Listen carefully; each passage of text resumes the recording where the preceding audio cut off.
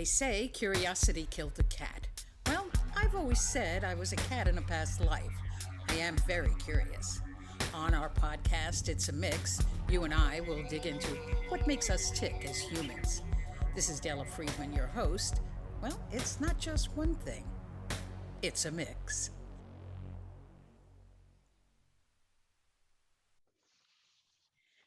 In this month's episode of my podcast, It's a Mix, we get a guided tour of the town of Nenagh in Tipperary, Ireland. Our guide is Kevin Whelan. I met Kevin on a Zoom meeting, which I produced as part of my Works in Progress events. It was a series where I brought together people I knew to share their creative talents with us and with an audience on Zoom. Kevin was one of the audience members. I discovered through his friend who was performing what Kevin did in Nenagh. That is how all of this came about. You'll hear from Kevin, and when I post this on YouTube, you'll also be able to see Kevin giving us a guided tour on 3 individual videos. The YouTube link will be posted in the liner notes for the podcast. We'll sit back and relax and enjoy your tour of Nenagh, Ireland. I'm Della Friedman, your host of It's a Mix. Welcome. How are you, Kevin? Hi, Della. Thanks for inviting me onto your podcast, It's a Mix. I look forward to taking your folks on a tour of my hometown of Nenagh. And I'm looking forward to seeing it so much. Thank you so much for agreeing to do this. Oh, I'm thrilled to be doing it. It's great to meet up with other people from different countries and exchange ideas and cultures and things. Absolutely. Thank you. So I've got some questions that we've put together, some things that you wanted to get pointed out, and some things I was interested in learning about. So the first thing I want to know is, how is the town and county of Nenagh governed? We have the democratic system here in operation, the same as in the US. And anyone can put their name forward as a candidate to be elected. The local council runs this area, in other words, roads, housing, maintenance, and all the upkeep of the area. And we have elections every 4 years, and you can vote for anyone you like. And it doesn't necessarily have to be party lines or anything like that, but you would vote for a person who you think would be good for the county. And we usually get what we want. I got you. Interesting. So since you maintain the history of your country, which is a wonderful thing, who were the Anglo-Normans? Also, what is the Anglo-Norman legacy? Well, the Anglo-Normans probably had the biggest influence on Irish society and how we progressed both as a people and as a nation. Now, the Vikings had invaded Ireland 100 years prior to this, but the Vikings mainly stayed on the coast. They were a seafaring people, whereas the Anglo-Normans then invaded Ireland in around 1169, and they came inwards up through the land, conquering territory as they came along. They came over from England with big, powerful armies. The Irish could never defend themselves against them. They were too powerful. And where I live, it would be classed as the Midlands. And we had what's called a clan system in place, or like a tribe. And the biggest tribe in this area was the O'Kennedys, as in John F. Kennedy. Now, his people would have originated from here originally back then. Interesting. Yeah. Now, the native Irish during that time, they lived a very frugal kind of peasanty life. They lived in mud huts. They rode horses bareback. Their favorite form of combat was hand to hand with knives.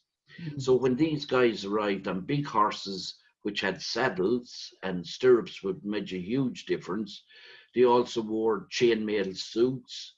Their weaponry was far superior. So the native Irish never had a chance against them, so they overwhelmed the O'Kennedys, and they settled in areas all throughout the country, conquering the territory as they went along. But their influence was, they changed the whole structure of Irish society. They brought in what we call the feudal system, in that the Baron was at the top of the tree, and then the knights and the soldiers and all the way down along. And at the very bottom, you had the serf or the slave. Whereas the Irish didn't have that. It was a more unequal society. You had the clan leaders, and everyone just worked around that. So no class system at all. No, there was no class system, but the clan leaders would be the top men, okay. But we had our own laws, our own court system and things like that.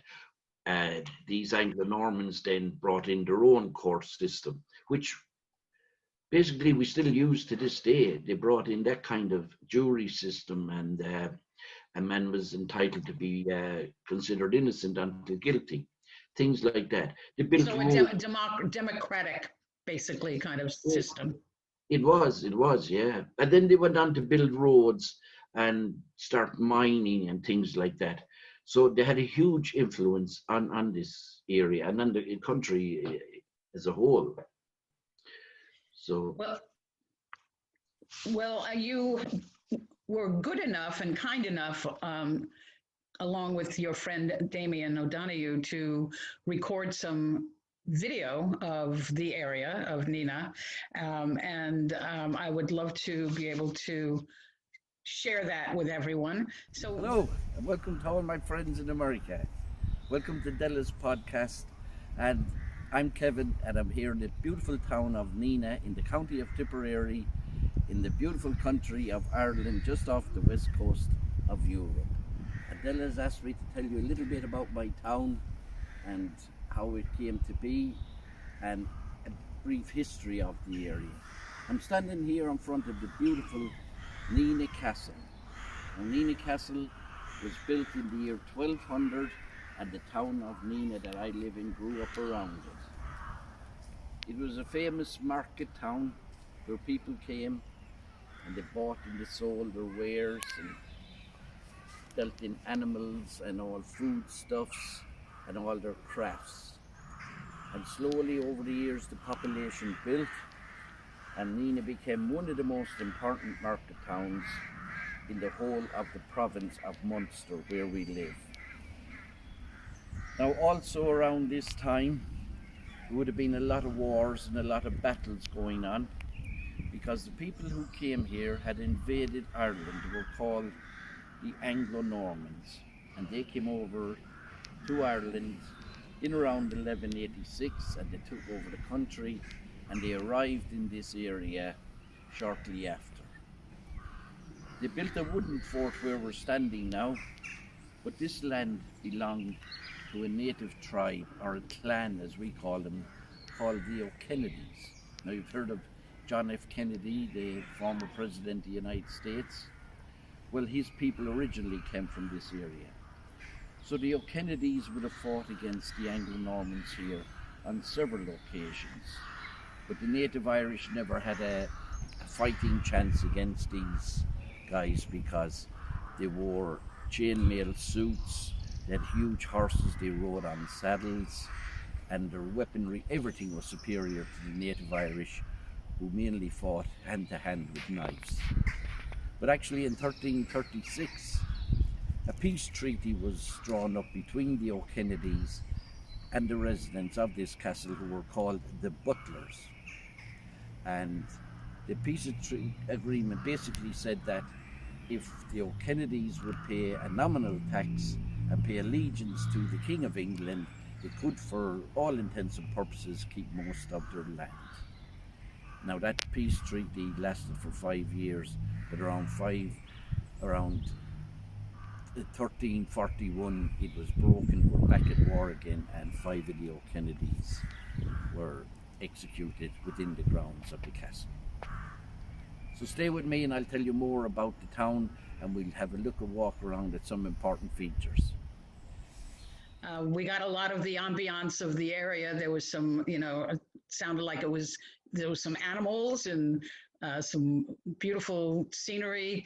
Tell me a little bit about what is on the grounds of the castle. What do you find there? Okay, well, what you could hear there, the sound was the crows nesting.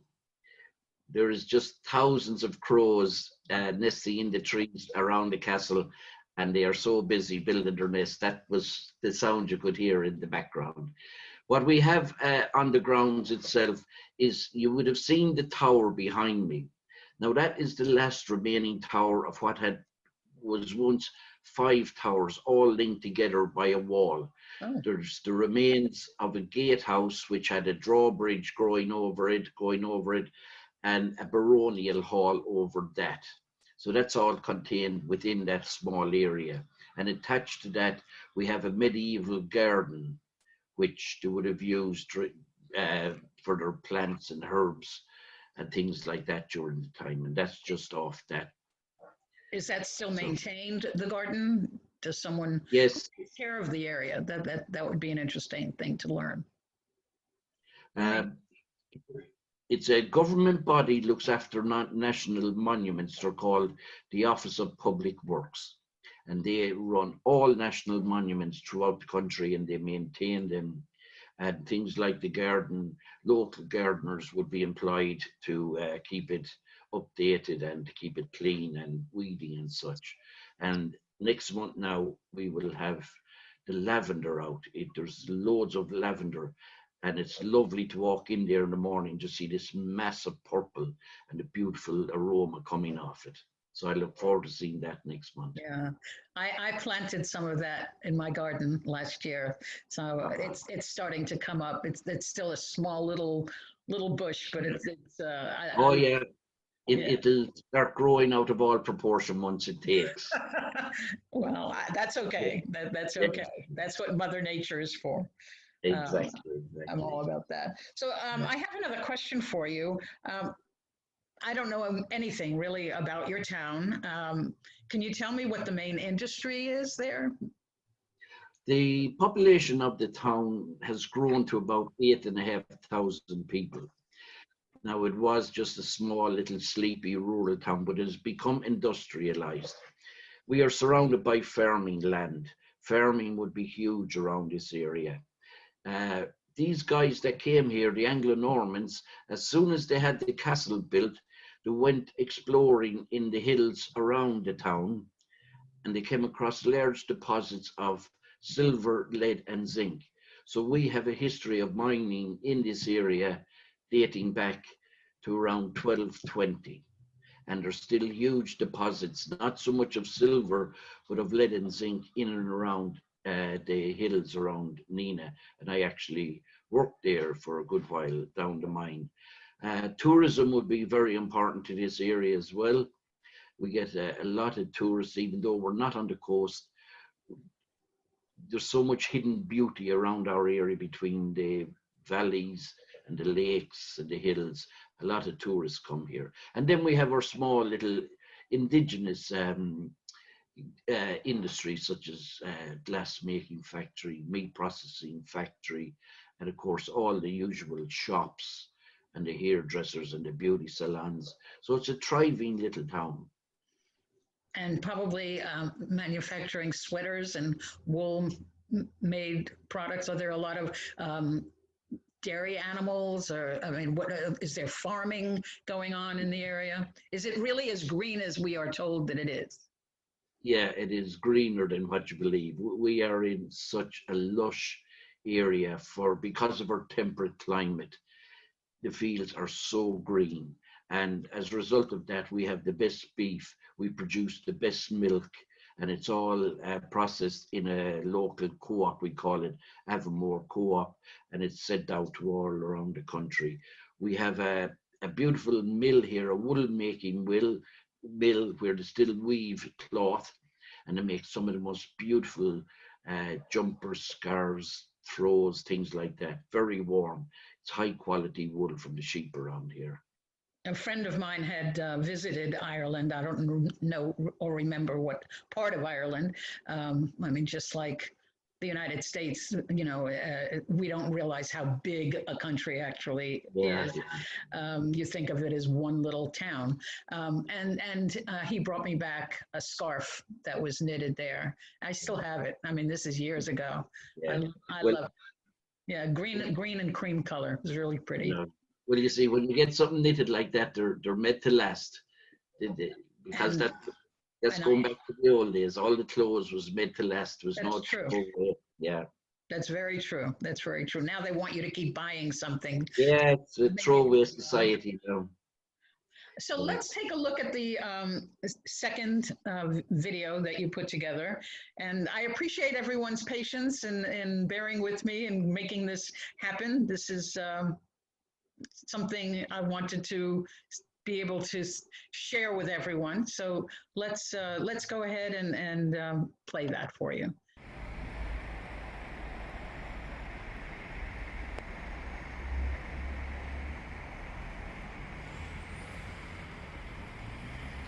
So here we are in front of Nenagh Courthouse, which was built in 1842. It cost about $4,500 to build, and it was badly needed because the county that I have you in here now, called Tipperary, was classed as the most lawless county, not alone in Ireland, but in the whole of the British Empire. And they needed to get the crime rate down, so they had to build this courthouse and a new police barracks. And straight away there was court cases on various things, from stealing sheep to murder cases. And actually one woman was up in court for stealing a reel of thread, and she was sentenced to be transported to Australia for 10 years. So any slight misdemeanor you created at all could end up in transportation to Australia. And a lot of young men were sentenced in this courthouse to be executed and hung by the neck until death in the jail, which I'm about to show you. But before we get there, I want to take you over and show you something we're very proud of in this town. For a small little rural town, we have here statues of 3 men from this town that won gold medals in the Olympics. 2 of them actually were living in the United States at the time, and they represented the States, but they had emigrated from here and moved. This guy to New York, Matt McGrath is his name, and he won, as you can see, throwing the hammer in the 1914 Olympics. He was a policeman in New York, and he got a ticker tape parade down Fifth Avenue. The other man is Johnny Hayes, also was in the States, and he won at the marathon in the London Olympics in 1908. He came from a place called Silver Street here in Nenagh. And the last lad jumping the hurdle is called Bob Tisdall, and he came from Nenagh too, and he won the gold medal in the 1932 Olympics in Los Angeles. So we're very proud of these guys who came from here that won Olympic medals. Now moving along over here, we're approaching what was called the county jail. Now the jail was built to house 310 male and 110 female prisoners. But because the crime rate was so high, within a short time there was up to 700 prisoners being housed in these. Conditions were pretty tough in this jail. This is the one remaining cell block, and in the middle there is the chief warden's house, where he ran all the business of the jail. During its short period in existence, 17 young males were executed just on the front gates of the jail. But this area, along with a lot of areas throughout the country, had a high emigration rate, both to Australia, Canada, and of course the United States. And they mainly went to Boston and New York. And during First World War, 1,500 young men from this area volunteered and went off to fight in the First World War. So this area has a rich and varied history, as you can see, and it's a bustling, modern little town now. Thank you. So much, it is drenched in amazing history. Unfortunately, in other countries, They don't respect the history of the area and tear it down. But seeing that you've preserved all of that, it's just amazing to me. I do have a couple of questions. Oh, sorry, what were you going to say? No, I was just going to say, history is very important, not alone to yourself, but society and your community. It's important, I feel, to know where you came from, who your forefathers were, what they were like, what they lived like, and events and other things that happened in the community going back, whatever distance you can go back. Absolutely. I mean, people are, they tear down everything, but yet websites like Ancestry and things like that have become so important and so well used that people are trying to find their history. We should just leave well enough alone, and you'll learn about it that way. I know. Exactly. Yeah. So let me ask you this. Is in the town, is there a cultural and art scene there? Also, what kind of sporting hobbies and pastimes do people of Nenagh have? Well, the Irish in general are very cultural in the sense they like to do a lot of community-based things. There's a huge arts and cultural scene in Ireland, and every little town and village would have its own drama group. It would have its own choir, maybe, or a musical bands and things like that. And in my town, we have an art center, and it's used by various artists. And I myself am part of our local drama group, and we would put on 2 productions there a year, and the people flock to it. And all the little villages surrounding the town of Nenagh have their own drama groups too. And so in the winter, you have lots of things to go to that are being held around the area. As regards sporting, we have a national game. It's called hurling. It's kind of like ice hockey without the ice, and a bit more hurling or hurling. Hurling, Hurling, Okay. And it's very brutal.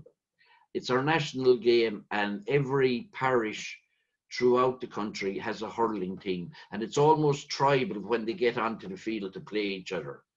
Local scores and local rivalries can be settled within the hour and a half of it.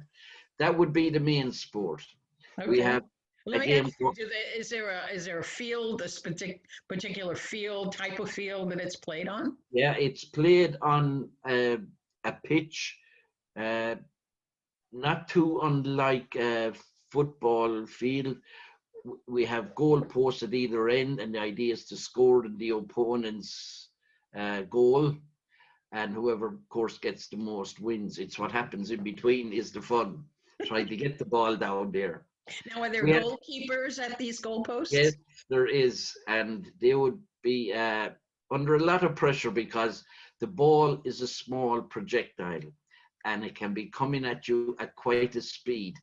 And some guys might try to deflect your view of the ball, illegally, of course, I should say, and that can lead to other situations. Oh, right. It sounds very Harry Potterish.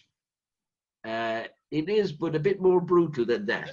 I would encourage your listeners to Google the game of hurling and have a look for themselves. Now, we also play soccer. If you're familiar with rugby. Oh, yes. We play a lot of rugby here. And now that's pretty brutal too. That is pretty brutal, yeah. You need to be tough and fit. And we have a ladies team as well. I wouldn't mix it with them either. And we have athletics clubs, and we have a wide variety from everything from meditation to bungee jumping. You can do it all around here. So after you play a game of rugby, you go and do some bungee jumping. No, usually the drinking comes after the game of rugby. Gotcha. The pubs were wide open. Yeah. I love that. That is awesome. So are there any other things that you'd like to tell people about that is particular to your area, to your town? If you're interested in hiking or just walking, we have some of the most beautiful walks around here, along by the lakes, up the hills. You can take whichever walk suits you.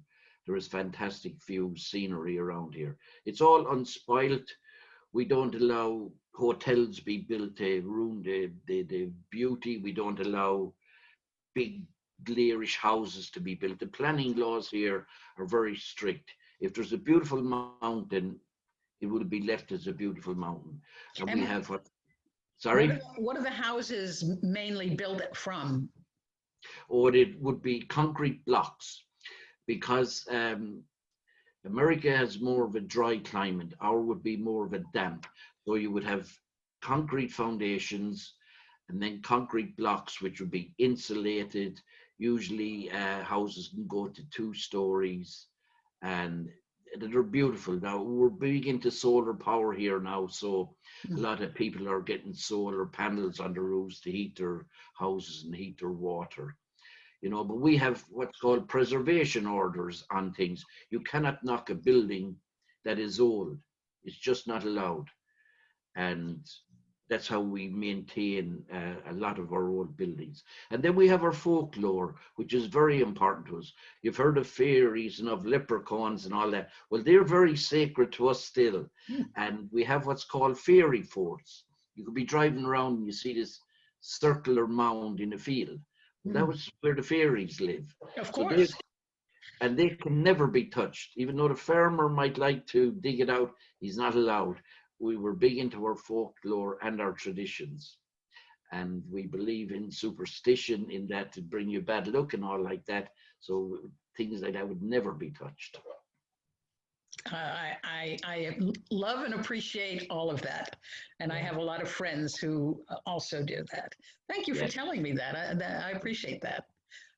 So now I would like to share the last video that you made for us. Again, bear with me while we get this done. And then I'm going to have one last question for you after that. Great. Thank you, Bella. All right. No, thank you so much. Welcome to the Castle Garden. It's part of the complex of the castle. This is where people come to relax and to chill out during this time of COVID. It's a nice place just to unwind and relax and get out of the house for a while. And it's widely used by the public. And even though we're in the spring, in the summer, this will be alive with colours of lavender and all the different flowers. It's beautiful. This garden is in between the 2 churches we have in Nenagh here. And one is St. Mary's of the Rosary, and here we have the Church of Ireland. It's also called St. Mary's. Nenagh was to be a cathedral town. And in 1890 they built this magnificent church here. Because all this area would be predominantly of the Catholic faith. But unfortunately, due to the times we have now, the church is now closed, and hopefully by June or July it will be reopened to the public and mass and ceremonies can go ahead. This is also a beautiful, relaxing place to come. All famous people, famous dignitaries are buried here in the grounds, and they have left their mark on the history of Nenagh. My name is Damien O'Donoghue. I'm from Nenagh. I'm standing here in the church grounds, and as you can see, the castle is in the background. Nenagh is 800 years old, it was last year, and it's a lovely place to live. And a lot of people who come to Nenagh to visit or to stay for a while end up staying for the rest of their lives. It has a nickname, Stranger's Paradise, and I think it is a lovely place to live. So, and you're always welcome to visit this town. I guarantee you'd enjoy yourselves. So, enjoy the rest of the podcast. I'm standing in the doorway of a traditional Irish music shop where you can buy any instrument you like, because we have a rich history of culture and the arts in this town. The population is 8,500, but we have poets and storytellers and musicians and theatre groups and everything. This is the main street of my town. It's called after an Irish patriot called Corrick Pierce, and this is a bustling little town surrounded by a huge hinterland. So here we are in another historical centre here in the town of Nenagh. This is the ruins of an old 14th century Franciscan friary, and this played a very important life in the social life of Nenagh and its environs. A lot of people would have paid dues in here, and the way it worked was, however much you gave to the monks in the friary, it increased your chances of getting to heaven. So if you're a poor man and you only had some small money to give, your chances of getting to heaven were less than a rich man, so you could buy your way into heaven. And some of those old famous people of that period are buried in this cemetery now. So here we are on one of the main thoroughfares again of the town of Nenagh. As you can see, it's a busy spot at this time of the day. During the 17th, 18th, 19th century, all this area would be full of market stalls with people selling their wares. You could buy anything from a knitting needle to a camel on this street. It was a huge market area. And I should give a mention here to Geraldine Lennon, living in Long Island. She would be familiar with this street because this street led out to her home.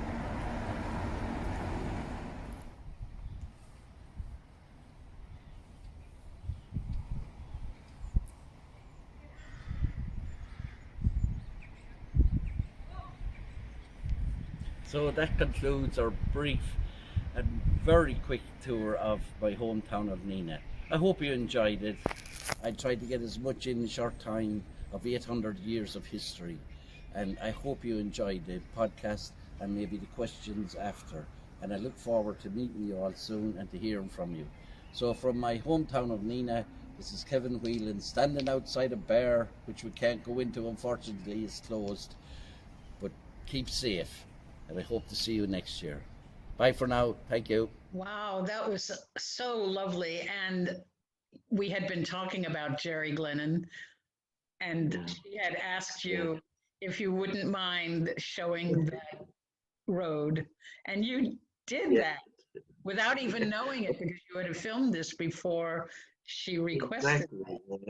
Yeah. I know she's Yeah, smiling. she is thrilled. Say hi, Jerry. Great to have you on board.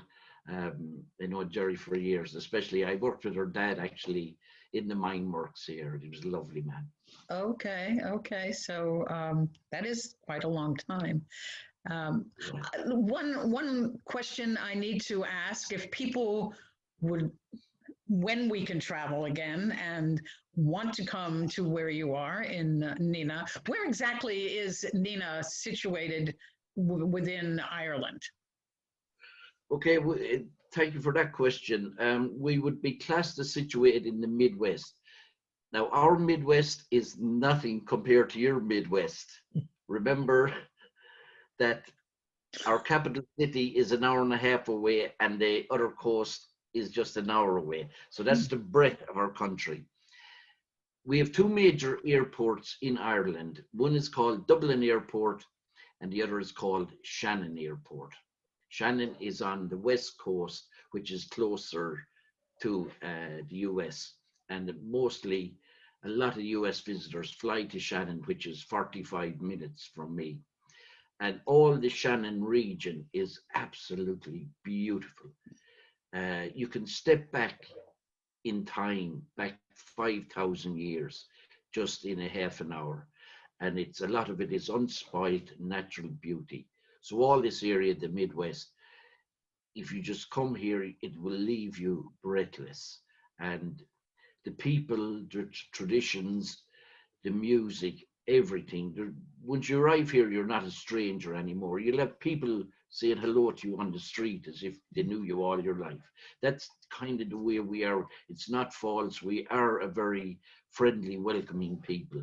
And if you ever arrived in this area, you must contact me because I know all the places, I know all the right people, and anyone who arrived in this area, I certainly would look after them. Do you have a website where people can find you? I have a Facebook page. It's called Kevin Whelan Nenagh Walking Tours, or else if you friend Nenagh Castle, I administrator of that as well.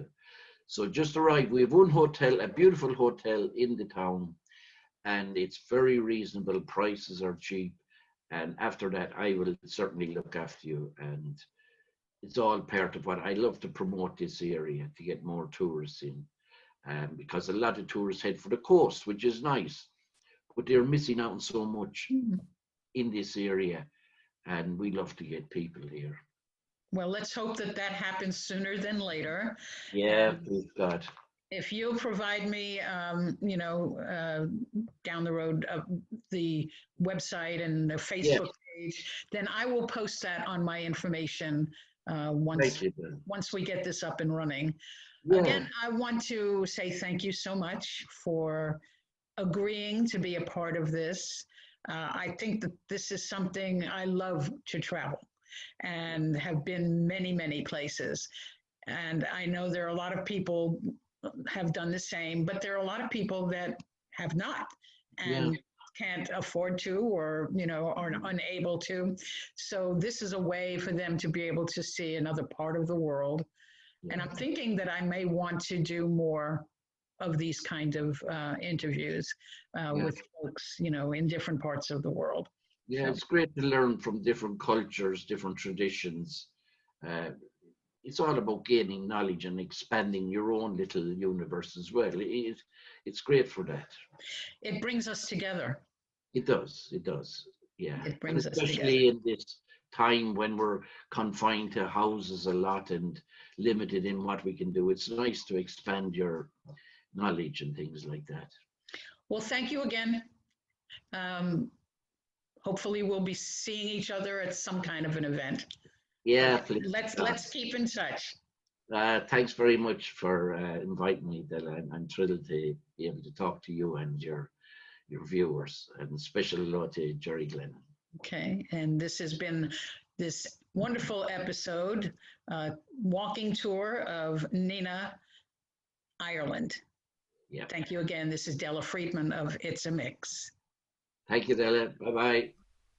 Glad you stopped by. You're so appreciated. And if you learned something, that's great. And if we inspired you to open up and explore on your own, even better.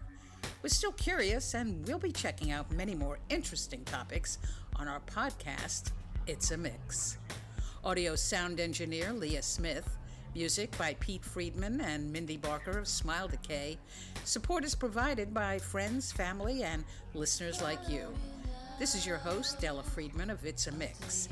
It's a Mix can be found wherever you find your podcasts.